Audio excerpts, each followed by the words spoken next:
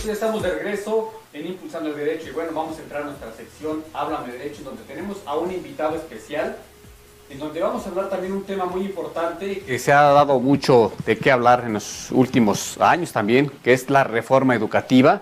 Y bueno, en esta sección me va a acompañar el licenciado Miguel Ángel Morales Sandoval, quien nos va a hablar precisamente de ese tema. Licenciado, ¿cómo estás? Un gusto saludarte. ¿Cómo estás? Mucho gusto. Muy buenas tardes. ¿Qué tal? Pues bien, vamos a abordar un tema muy interesante que pues creo que se ha hablado mucho, hay muchos mitos, muchas realidades también y queremos conocer un poco más sobre este tema, pero también para que el público conozca un poquito más de ti, mi compañera Scarlett, pues va a leer una breve reseña curricular. Por favor, Scarlett. Claro que sí, bienvenido, licenciado, y bueno, él es licenciado en Pedagogía y Derecho por la Universidad Nacional Autónoma de México, maestro en Derecho por la misma universidad y es presidente de Diversidad con Igualdad y Equidad México Asociación Civil. Es director también del Centro de Apoyo Pedagógico y Académico CAPA y es profesor de Derecho Familiar y sucesorio en la Facultad de Derecho de la UNAM. También es director de la Escuela Secundaria General 205 Alejandro Graham Bell. Bienvenido, pues un gusto Muchas tenerlo gracias. acá y pues este tema tan interesante, la educación, lo que a todo mexicano le preocupa, uno de los pilares fundamentales y también algo que falta también pues mejorar, ¿no? Ciertamente. Pues sí, en realidad yo creo que son muchas dudas que tenemos todos los maestros y los que trabajamos en educación básica, ¿no?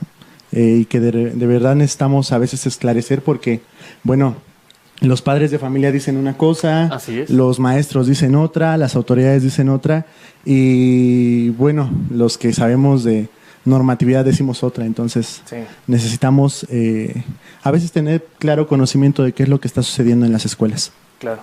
Claro, así es. Maestro, ¿en qué consiste la reforma del 2013, esa reforma educativa? La reforma del 2013, como todos sabemos, fue una modificación que hizo por parte del licenciado Enrique Peña Nieto. Sí.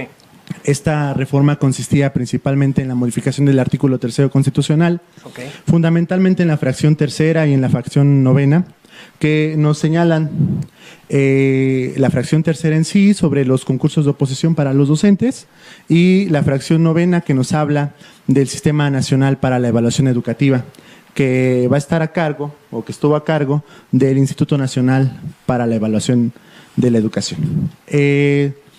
Esto trajo consigo la modificación de la Ley General de Educación y la creación de la Ley General de Servicio Profesional Docente que en el 11 de septiembre del mismo año pues fueron los factores reales, bases para poder modificar todo el contexto educativo en las escuelas de educación básica y media superior en el país.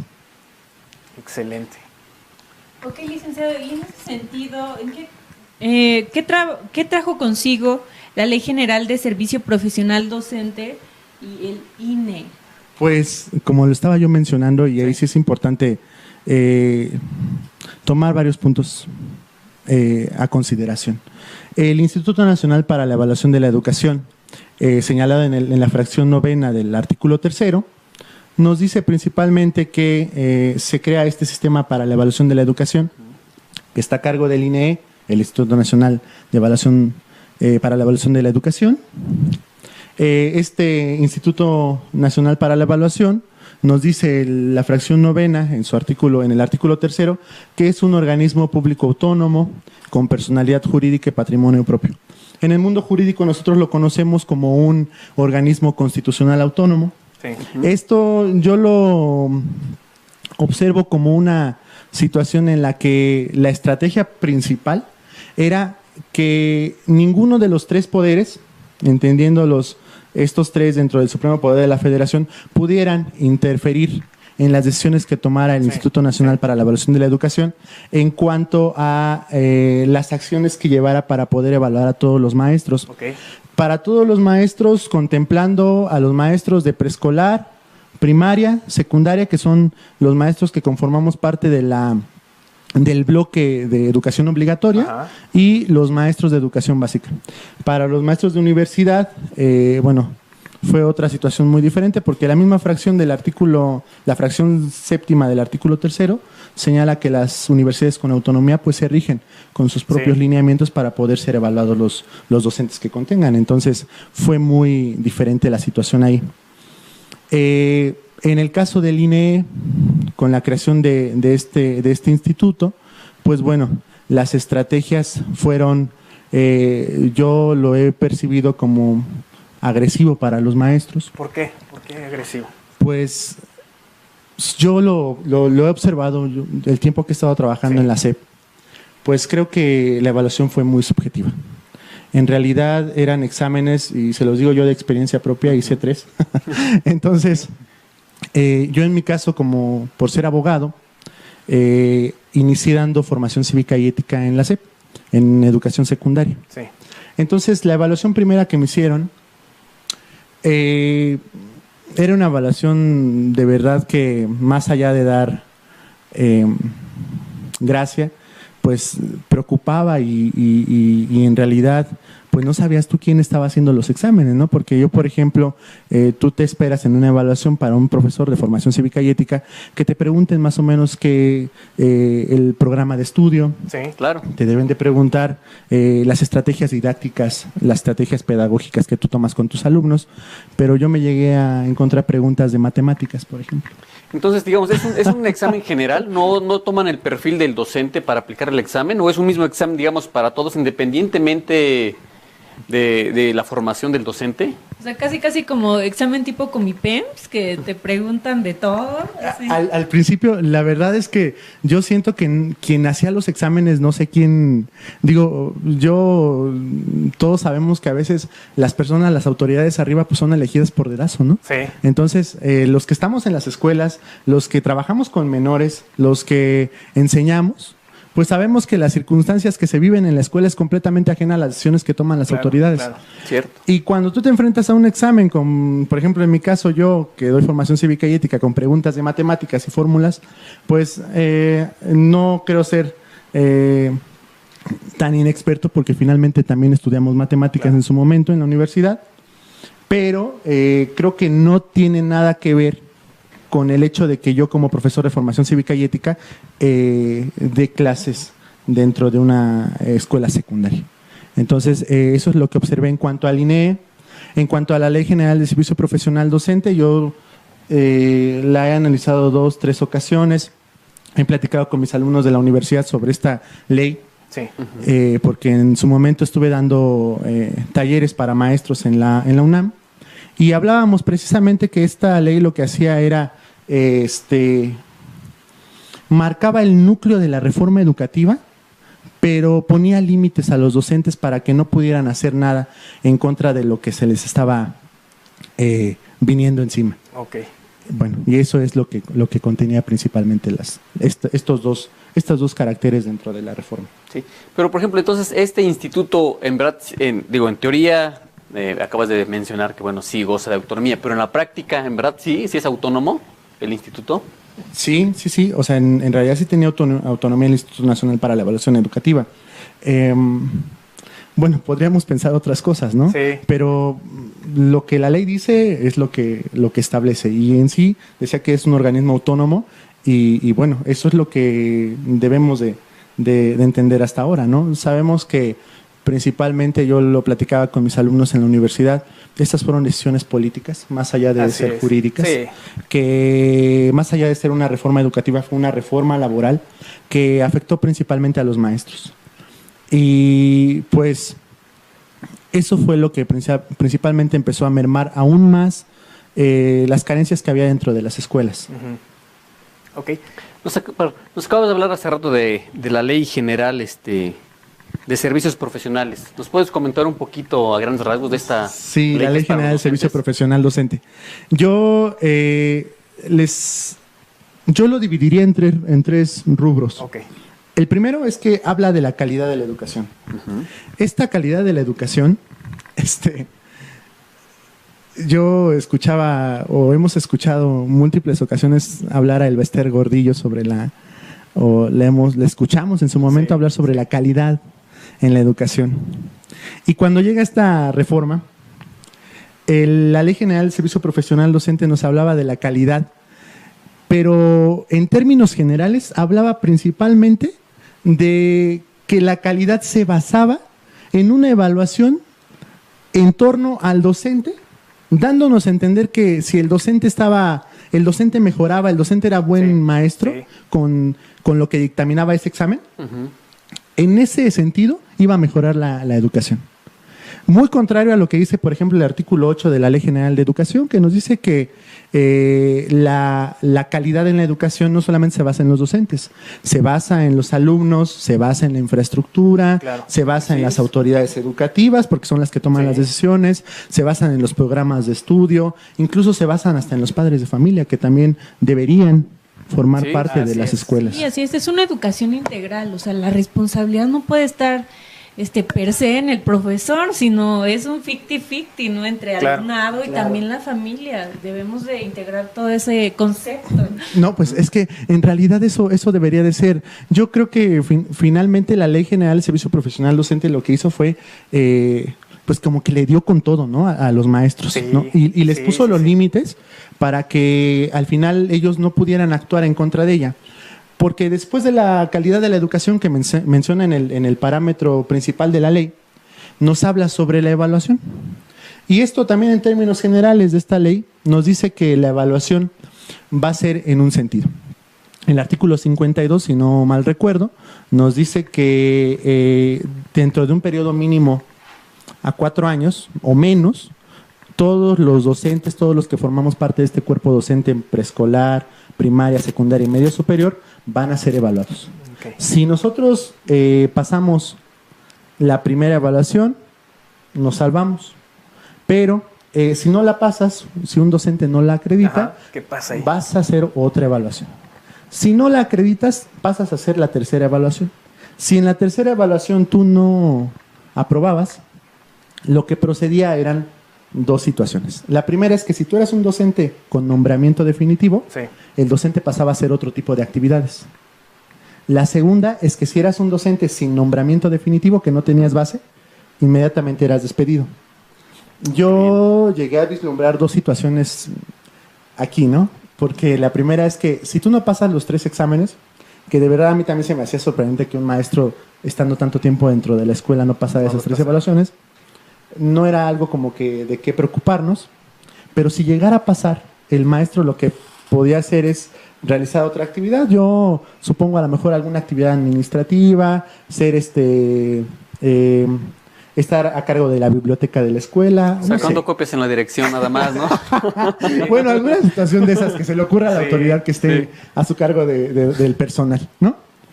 Pero aquí lo que siempre generó duda es que, bueno, si van a cambiar de actividad, como ya no son maestros, entonces también les van a bajar el sueldo. Yo entendí esa situación, porque nosotros en la Secretaría de Educación Pública hay dos bases, ¿no? La base de los administrativos y la base de los docentes. El docente gana por hora, el administrativo gana por jornada. Entonces, si el docente no pasaba esas 3 evaluaciones, pues iba a ser sujeto a que le quitaran su clave docente para pasarle una clave administrativa. Y bueno, yo pienso que sería afectado incluso hasta en su situación económica, porque uno ya con cierto dinero, pues tú ya planeas tu tipo de vida, tu forma de vivir, y si te reducen tu sueldo de un momento a otro, pues iba a ser una complicación.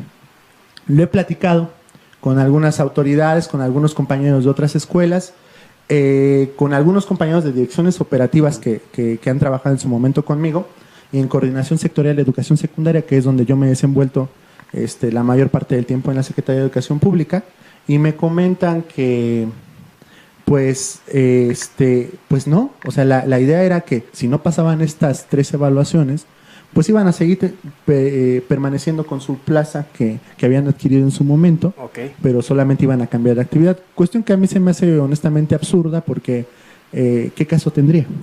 Claro. La otra situación, y por el otro lado, sería el hecho de que los maestros que no tenían nombramiento definitivo iban a ser despedidos si no pasaban las 3 evaluaciones. Esto a mí me consta, porque yo en ese momento, en esa 2014, estuve yo trabajando en la Dirección Operativa 6, allá en el sur de la ciudad. Y yo en el área de jurídico, con compañeros de personal, y compañeros del área técnico-pedagógica, yo llegué a observar muchos maestros que hicieron su evaluación porque no tenían base y que posteriormente a eso perdieron no acreditaron el examen por alguna circunstancia X o Y y fueron despedidos. Les quitaron el nombramiento. Entonces, esa es la situación. Oye, Claro. y en ese sentido, ¿tú qué sugerirías para estas evaluaciones? O sea, me parece importantísima la crítica que haces. Bueno, si yo soy maestro de cívica y ética, Claro. ¿por qué me están preguntando cosas de matemáticas? Es que yo creo que la evaluación desde el principio estuvo muy mal. Un examen no te delimita a ti como maestro que eres bueno o eres mal Así es. maestro. Sí, claro, por supuesto. Así Todos es. todos Sí. como seres humanos somos diferentes. En realidad tenemos como que diferentes habilidades. Sí, Claro. Yo lo digo como profesor de frente a grupo, en una secundaria o a lo mejor en la universidad. Tú observas a tus alumnos y tú vas conociendo la forma de ser de cada uno de ellos. Ujú. Y te das cuenta principalmente que a lo mejor fulanito es muy bueno haciendo exámenes. Puede no ponerte atención en clase o pareciera no ponerte Así atención, es. pero saca 10 en el Yo examen. tuve muchos compañeros así, ¿eh? Mis compañeros nunca entraban a clases, despapallosos, y acreditaban, pasaban. Ay, qué envidia. Así hay la muchos- verdad. ¿Por qué no podía hacer eso? No me pude dar ese lujo. Así hay muchos alumnos Sí. en realidad. Yo también tenía compañeros así que nunca se presentaban en el Sí. semestre, al final se presentaban al final y lo acreditaban. Y acreditaban. Pero también por otro lado hay alumnos que, por ejemplo, son muy macheteadores, ¿no? Sí, Hablando claro. con- Los matados, ¿no? Sí, los matados. El matado del grupo. Ah, que a lo mejor no te presentan un excelente examen, pero igual presentan buenas actividades o Claro. son buenos en otro tipo de Sí, circunstancias. sí, sí. Entonces, yo percibo que la evaluación desde ahí estuvo mal. En la universidad, por ejemplo, para que un maestro sea evaluado, a nosotros nos toman 5 rasgos, ¿no? Y uno de ellos es el que el maestro, son evaluaciones entre pares. Ok. El maestro entra contigo al salón, observa cómo das tu clase y esa es una evaluación. Te entrevistan sobre la materia que vas a dar y esa es otra evaluación. Te hacen un examen escrito y esa es otra evaluación. Son diferentes evaluaciones las que se hacen, pero todas esas son de diferentes perspectivas de ti como persona Claro. dando clase. Sí, No sí. solamente con el hecho de dar un examen sin conocerte, sin saber cómo te desenvuelves dentro de la escuela. Con un examen, perdón, pero a mí se me hizo siempre una evaluación completamente fuera de sentido, ¿no? Subjetiva. Sí, por decir, en casos anteriores a mí me tocaba que había supervisores, ¿no? De la SEP y entraban incluso a tu clase para ver cómo te desempeñabas en la misma, ¿no? No, pues de hecho hasta la fecha eso se sigue haciendo. Los inspectores todavía siguen pasando al aula. aula y los directores, por ejemplo, también lo hacen. Incluso ahorita con la evaluación, con la reforma educativa Ok. del 2013, se hacía la evaluación, el director te tenía que hacer una evaluación breve, Sí. pero los directores no tienen mucho tiempo para evaluar a los maestros. A veces las También. problemáticas dentro de las escuelas están de verdad fuertes. Sí, al día. No solamente es la situación de la evaluación del maestro. Hay problemas con los alumnos, hay problemas con los padres de familia, el establecimiento de consumo escolar, las gestiones que se necesitan para la mejora de la escuela, Sí, todo lo que tiene que ver con la infraestructura, ¿no? También todo eso implica... los aprendizajes de Claro. los menores, las evaluaciones. Sí. Bueno, cuando ves, ya perdiste un montón de tiempo en una situación y te faltan como otras 30 que hacer, ¿no? Sí. Entonces, muchas veces las evaluaciones que se hacían, pues fueron, los directores lo que hacían era llenar nada más por puro trámite, porque en verdad eso es lo que pasaba. Los maestros siempre, incluso yo, por ejemplo, lo llegué a constatar, porque en la tercera evaluación que me hicieron, tenía yo que hacer 8 cursos diferentes antes de hacer la evaluación. 8 cursos que de verdad, por demás, Sí, estaban sobrados. sosos, vamos, Sí. que nada más era una pérdida de tiempo fuerte, ¿verdad? Sí. Porque no tenían en realidad un contexto fuerte o un contexto necesario para la mejora de tus aprendizajes Claro, como maestro. claro. Ok. Tenemos unas preguntas en el chat. Bueno, nos manda saludos Viviana Martínez desde Monterrey. Dice, aquí pendientes de su programa, me encanta seguirlos. También nos preguntan, ¿cuáles son los objetivos fundamentales de la reforma educativa? El siguiente, bueno, primero que nos conteste es el maestro. Ok. ¿Cuáles son los objetivos fundamentales de la reforma educativa? ¿De cuál? ¿De la anterior o de esta? Del anterior. De la anterior, el objetivo fundamental era evaluar al maestro. Ok. Yo, en alguna ocasión llegué a escuchar al maestro Manuel Gilantón. Nos hablaba sobre la reforma educativa y decía principalmente que el objetivo, ¿no? Si bien es cierto, siempre ha sido el mejorar la calidad de la educación, claro. ¿no? Porque ese es el objetivo fundamental. La forma en cómo lo encauzaron no fue lo correcto. Hacía una metáfora y hablaba del maestro como un chofer de microbús. O bueno, yo por lo menos así lo entendí cuando vi la entrevista, porque decía que el chofer de microbús era el maestro y que la estructura educativa era el microbús y la carretera era la sociedad mexicana. Entonces lo que quiere hacer o lo que pretendía hacer la reforma educativa es hacer que el chofer estuviera capacitado por medio de evaluaciones para que fuera mejor chofer. Pero imaginémonos a esta reforma educativa mejorando al chofer, a lo mejor poniéndole, incluso decía él, una corbata, ¿no? Dije, un traje así muy coqueto y todo. Y el microbús a lo mejor sin 2 llantas, muy abollado y sin volante, a lo mejor con un manubrio de bicicleta. Y la carretera, que es la sociedad mexicana, llena de baches y en pocas ocasiones con pavimento, ¿no? Y cuesta arriba.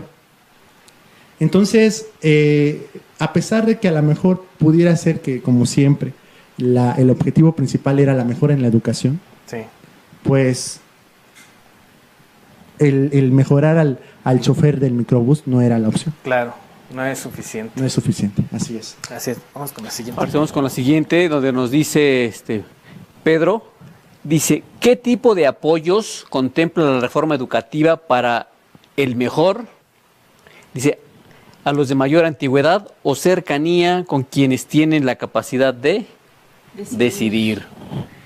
¿Con qué apoyo se cuenta, dice, para la reforma educativa?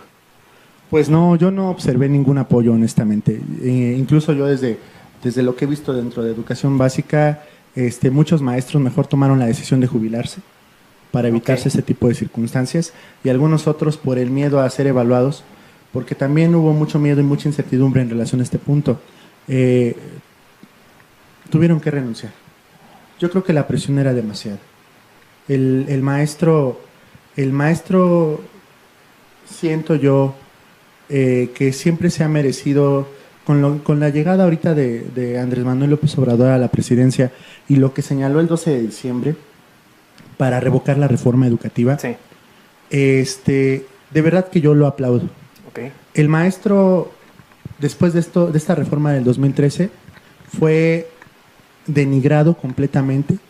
Se perdió la figura que había de respeto hacia el profesor.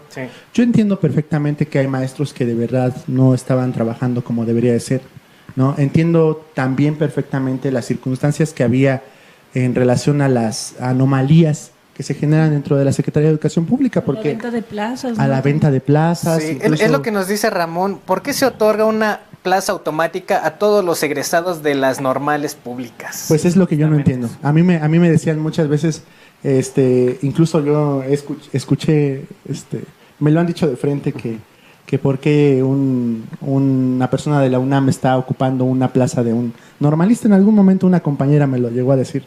Sin embargo, a lo mejor, pues no es cuestión de esta situación. Ahorita en la actualidad ya un normalista ya no pasa directamente a tener un trabajo. Tiene que hacer o tenía que hacer un examen. Entonces, pues no, yo sí detectaba, ¿no? Y creo que había muchas anomalías dentro de la Secretaría de Educación Pública. De verdad, hay maestros que ni siquiera tienen título y tienen 42 horas, por ejemplo. ¿Sí? Entonces, maestros que no tenían mucho conocimiento y que a lo mejor los mismos familiares los iban metiendo porque también la Secretaría de Educación Pública está llena, repleta de familiares. La inspectora es prima hermana de la otra inspectora de la otra zona escolar. Y ambas tienen sus hijos como directores en la otra zona escolar. Y bueno, eso negocio familiar. Eso es el pan de cada día. Y los administrativos, por lo mismo. Entonces, yo sí creo que hay anomalías, sí. No lo estoy No lo niego porque yo mismo lo he observado, Sí. pero también creo que los maestros, también habemos muchos maestros que trabajamos por la educación y que de verdad hemos estudiado, que de verdad estamos preparados para estar frente a grupo, para organizar una escuela y que no nos merecemos ese acoso Así es, por parte de así las es. autoridades. Maestro, también nos dice Mónica, no es cierto, Mariana Tello, dice, tengo un caso muy cercano que una persona pagó para tener una plaza y pagó bien, pagó 100,000 pesos por tener su plaza. ¿Qué me dice de esto? Pues que ha de ser cierto seguramente, ¿no? Sí. Yo he escuchado muchas cosas y yo quiero hacer extensivo esta situación porque yo creo que ahorita con lo que viene, esta nueva reforma, esta próxima reforma educativa, sí se debe de observar a la Secretaría de Educación Pública. Ujú. Sí se debe de observar a las instituciones educativas. Porque más allá de las anomalías que había con los maestros, yo he observado, y quiero hacerlo público porque sí es cierto, yo he observado esta situación de familiares dentro de las escuelas. Sí. Pero más allá, por ejemplo, observo que hay muchas escuelas que tienen faltante de maestros. Otro gran problema, ¿eh? Sí. Sí, de verdad Plantilla. que hay, por ejemplo, en la escuela que yo estoy en la 205, hay un faltante de 30 horas de maestros.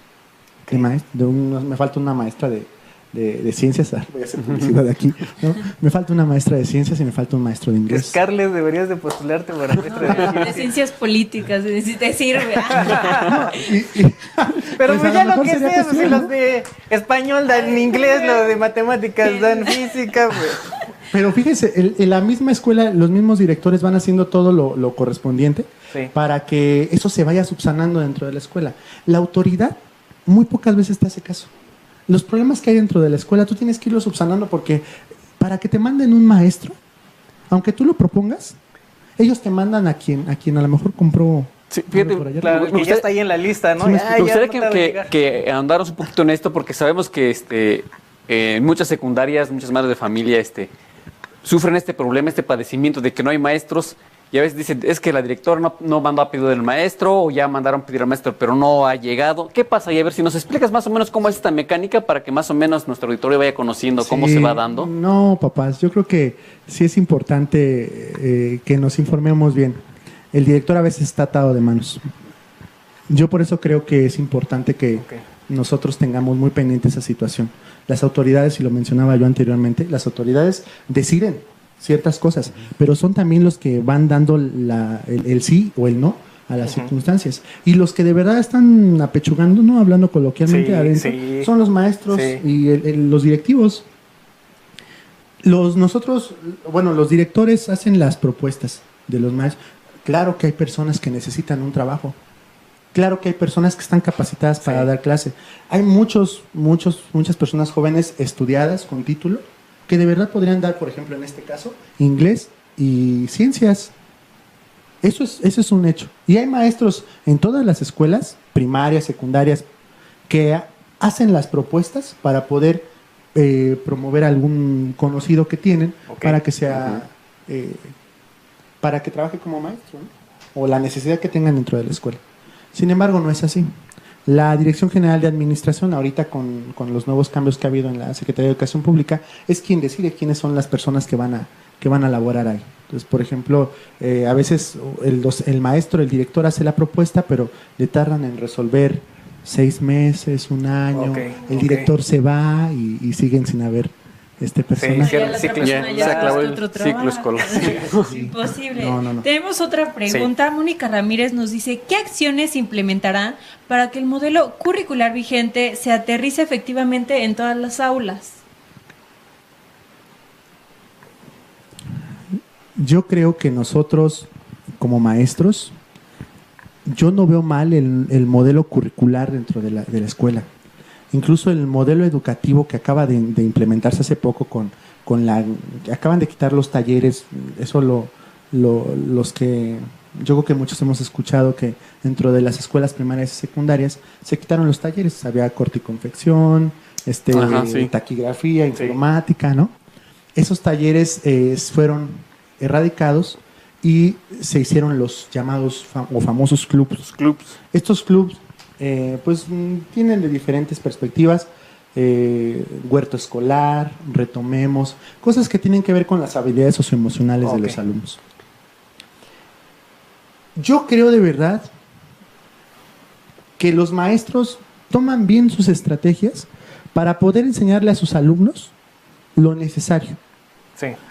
Claro, y vuelvo a repetir, hay uno que otro que de verdad, híjole, debería de cambiar de trabajo, ¿no? Porque no les interesa, estar dentro de una escuela. Están ahí porque los metieron, están ahí porque no tienen otro trabajo, a lo mejor porque ya están, ya pasaron ahí toda su vida y pues ya no les queda otra más que terminar su labor de 30 años, ¿no? Pero, por ejemplo, mira, retomando ahorita lo que comentabas de los clubs, antes eran talleres y tengo entendido que quienes impartían talleres era la misma plantilla de profesores que quizá ya tienen mucho tiempo impartiendo ese taller. Cambian ahora a lo que le llaman clubs y crean clubs diferentes. Crean club, por ejemplo, de cocina. Y creo que es nada más, mandan al profesor, quien quiere dar cocina, lo mandan a cocina. Crean el club de inglés y pues ahí todavía se salvan porque meten a la maestra de inglés. Pero, por ejemplo, yo he escuchado en secundarias que dan, por ejemplo, club de radio. Y pues nadie tiene idea de radio, pero pues escogieron a cualquier profesor que pudiera apoyar. ¿Qué está pasando ahí también? Creo que hay una deficiencia, no nada más a quien cubre el área, con eso ya estamos salvados. Ya le dio risa. Uno dentro de no, es que yo, la verdad, yo ni conocía eso de los clubs, la verdad. Sí, yo me quedé en taller yo me quedé. Me sorprendió Es que la verdad es que los maestros hacen maravillas dentro de la escuela. Sí, en serio. O sea, los maestros estaban preocupados ahorita con lo del nuevo modelo educativo, los de los talleres, porque pensaban que les iban a quitar su plaza porque ya no los iban a ocupar. No fue así. Estos maestros de los talleres fueron los que ocuparon ahorita para hacer los clubs, junto con otros maestros que tenían horas de servicio y que pues ocuparon estas horas de servicio para hacer club. ¿Qué se hizo? Dentro de una junta de consejo técnico se habló y se vio cuáles eran las habilidades de cada uno de estos maestros que tenían horas de servicio o de taller. Entonces, por ejemplo, la maestra de formación cívica y ética, que tenía 4 horas de servicio, podía dar el taller de retomemos o de habilidades socioemocionales, que era como que más adecuado más apegado a su perfil. Aquí, por ejemplo, en la escuela hay un maestro de red escolar. Él es el que está dando radio verano. Ajá. Entonces, se están haciendo de esa forma y de esa manera. Pues tenemos competencia, ¿no? Hay que tener cuidado. Hay Radio Grande, ¿cómo se llama? Y Radio Verano, pero con estas formas, digo, cada quien hace lo que puede con lo que tiene. Claro. Porque incluso hasta la infraestructura, por ejemplo, de las escuelas está decadente. Creo que la autoridad debió de haberse dado cuenta principalmente en ese tipo de cosas, ¿no? Porque en el caso de la Ciudad de México hay muchas escuelas que están reinas, ¿no? Sí, comparadas con escuelas en el interior de la República. Sí, cierto. Y aún así, las escuelas tienen carencias fuertes. Se hablaba mucho de las tecnologías de la información y la comunicación, cuando a veces en las escuelas con trabajos hay un proyector que se descompuso hace como 3 años y no se puede. De bocinas que son del año de antaño, ¿no? Y que también no se cuenta con ellas, y de un presupuesto que no llega, que no es suficiente. Ok, retomando aquí un comentario, dice Gonzalo Dorantes, ¿qué acciones llevarán a cabo para que durante la educación obligatoria al alumno aprenda inglés y se usen tecnologías educativas como instrumento para el aprendizaje? Yo no sé qué estrategias quiera tomar la autoridad educativa ahorita en la actualidad. Sí. Dentro de la escuela se lleva a cabo lo que es necesario, como lo había mencionado ahorita, ¿no? Con las herramientas que tenemos, con los maestros que tenemos, hacemos lo posible para que mejore la educación. Sin embargo, pues yo creo que hace falta pues que se tome un poco más en cuenta a los maestros, a los directivos, para que las cosas que necesite la escuela sean retribuidas a la misma y se puedan ir solventando este tipo de situaciones, ¿no? Los niños ahorita necesitamos, yo creo que ser los más conscientes sobre la necesidad que tenemos de aprender inglés. Sí. Yo les he dicho en muchas ocasiones, la última ocasión hablé con un grupo que no tenía maestro, y les comentaba que a veces nosotros los mexicanos, a pesar de que vemos la necesidad de que no tenemos trabajo y todo, no desarrollamos la habilidad de aprender inglés porque no vemos la necesidad imperante de aprenderlo. En algún momento yo fui a Tailandia y a Camboya, a esos países del lejano oriente, y yo veía que en Camboya los niños hablaban perfectamente inglés. Y hablaban español algunos de ellos, pero mejor que hasta nosotros mismos, ¿eh? Y niños, le estoy hablando de 9, 13 años. ¿Pero por qué lo hacen? Porque no les queda otra más que aprender a hablar con el gringo, ¿no? Para poder venderles las cosas. La necesidad de poder interactuar con un extranjero para vender. Sí. Aquí, afortunadamente, los niños mexicanos aún no hemos llegado a ese tipo de necesidades. Pero cuando crecemos, es cuando la necesitamos para conseguir un buen trabajo. Entonces, pues yo creo que faltan muchas cosas dentro de las escuelas, definitivamente. Definitivamente. Así bien, retomando entonces, ¿y qué va a pasar entonces con este INE, con este? El presidente Andrés Manuel López Obrador, el 12 de diciembre, firmó la iniciativa para revocar la reforma educativa. Uh-huh. Dentro de esto, pues mostró parte del plan de desarrollo educativo, en donde propone que la educación sea gratuita. Bueno, si bien es cierto, ya lo es, sí, pero que se favorezca a todos estos sectores donde no han tenido la posibilidad de ingresar a esta situación de poder estudiar por alguna situación económica que tengan, uh-huh, de abatir el rezago en cuanto a los alumnos que no pueden entrar a las universidades porque ya no hay cupo. Nosotros lo hemos visto en muchas ocasiones, sí, como en manifestaciones, sí, incluso. Y se va a eliminar la evaluación para los docentes.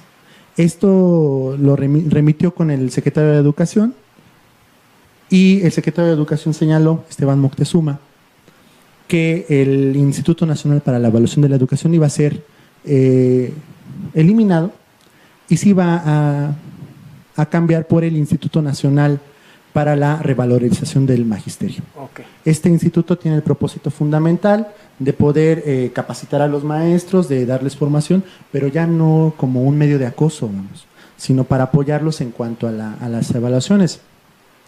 Y va a estar conformado por un Consejo Ciudadano que va a ser como que la memoria de este instituto y que va a ir guardando todas las experiencias que se vayan llevando en cuanto al instituto para la mejora del magisterio. Esto me parece una excelente opción. Yo creo que el magisterio siempre, con esto se va a eliminar el acoso que estaban sufriendo. Incluso yo observo que esto va a ser un buen motivo para que los maestros se capaciten un poco más. Okay. Ahorita con la evaluación docente, los maestros ya no se capacitaban porque lo querían hacer. Lo hacían por obligación, por el temor de que fueran a ser evaluados. Claro. Pero yo, por ejemplo, lo observo en la universidad, en la UNAM, y siempre ha habido esta capacitación para los maestros. Nosotros mismos como docentes nos apasionamos por también hacer talleres, dar conferencias, incluso de forma gratuita, porque es el gusto de querer aprender, claro, o querer enseñar lo que sabes. Sí, cierto. En el caso de la SEP no es así. En el caso de la SEP ya ni siquiera no quieres participar en nada porque sabes que ni siquiera eres reconocido. En la universidad te reconocen cualquier, tu participación. Sí. En la SEP no te lo reconoce, ¿no? Yo le platicaba a mis compañeros en la secundaria que hago siempre una semejanza con la sala de maestros de la Facultad de Derecho, uh-huh, con la sala de maestros de la secundaria, de cualquiera que ustedes quieran. Sí. ¿No? Llegas tú a la sala de maestros de la Facultad de Derecho y hay café, ¿no? Sí, están los baños limpios. Maestro, necesita algo, vamos a checar esto de la situación. Necesita una hoja, hay computadoras. Llegas a la sala de maestros de una escuela, de cualquier secundaria que ustedes quieran, y ustedes los invito a ir. Una mesa sin una pata, 2 sillas, los niños ahí, los niños que llegaron tarde ahí, sí, jugando dentro de los retardados, ¿no? Comiendo, ¿no? O sea, no hay creo que esto va a hacer que el maestro se reivindique en la sociedad mexicana. Sí. después de todo lo que ha perdido. Licenciado, en ese sentido, ¿por qué apoyar la revocación del antiguo esquema? Yo creo que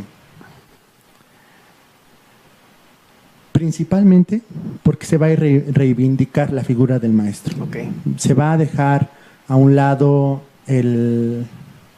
la crítica lasciva hacia los maestros. Segundo, porque la autoridad no tenía pleno conocimiento o no tiene pleno conocimiento de las situaciones que se generan dentro de la escuela. Sí. Y aún así toman decisiones que nosotros los maestros y los que estamos dentro de las escuelas tenemos que acatar, porque así lo están mandatando a nuestra forma y con las pocas herramientas que tenemos a la mano.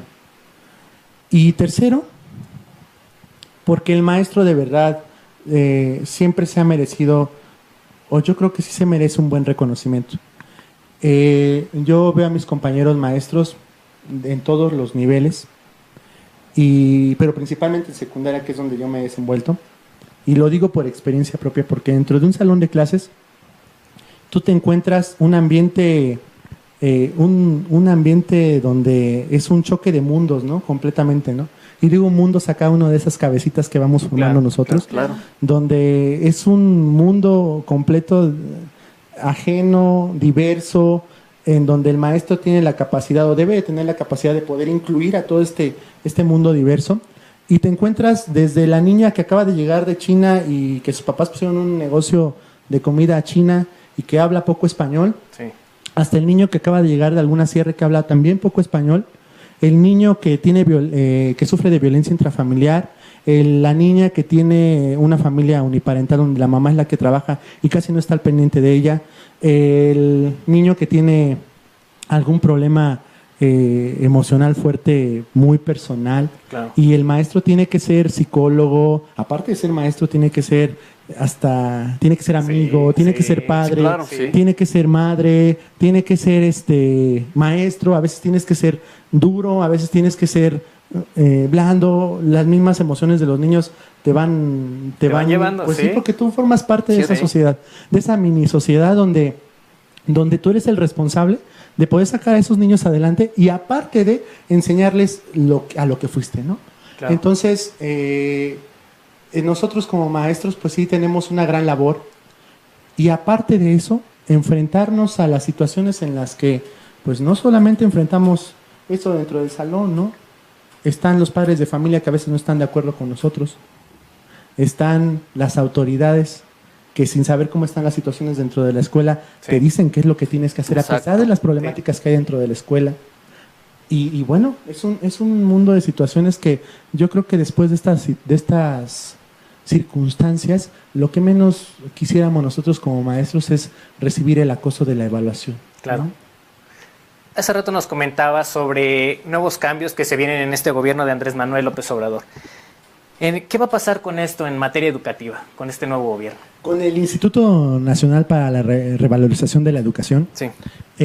Yo preveo que va a volver esta institución del escalafón.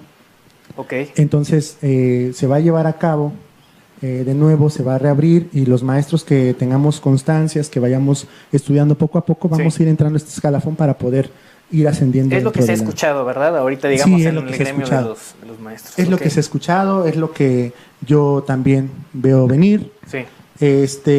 Creo que también es una buena opción porque finalmente los maestros se están incentivando, ¿no? Claro.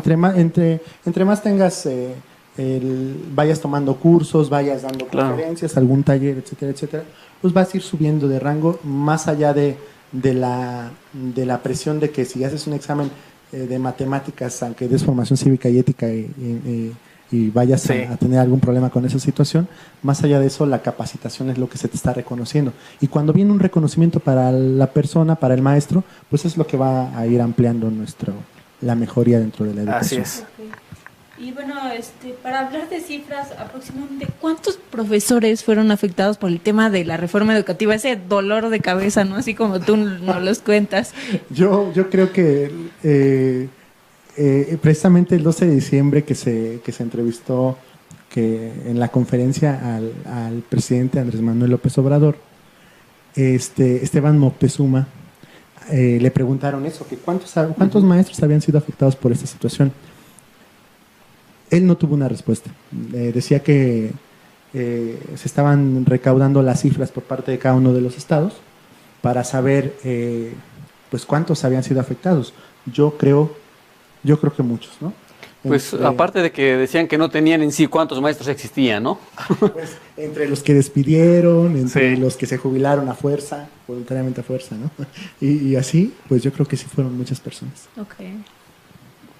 Bien, entonces, ¿tú crees que con esta nueva reforma lleguemos a buen puerto, que sí, verdad, favorezca a los docentes? Porque, bueno, sabemos que los docentes, yo recuerdo cuando, hacía algunos años, cuando fui en la primaria igual, sabemos que siempre al maestro lo veíamos como el que sabe, el que pone el ejemplo, el que siempre se imponía. Y ahora nos damos cuenta que en las aulas creo que el maestro a veces creo que no puede hacer valer su autoridad. Y cuando la pretende hacer valer, bueno, ya tenemos ahí a los papás de los niños, ¿no? Entonces, en verdad, con toda esta reforma que se viene, ¿sí se verá el apoyo para el docente? Lo que pasa es que yo creo que pasamos ahorita por un proceso constructivista.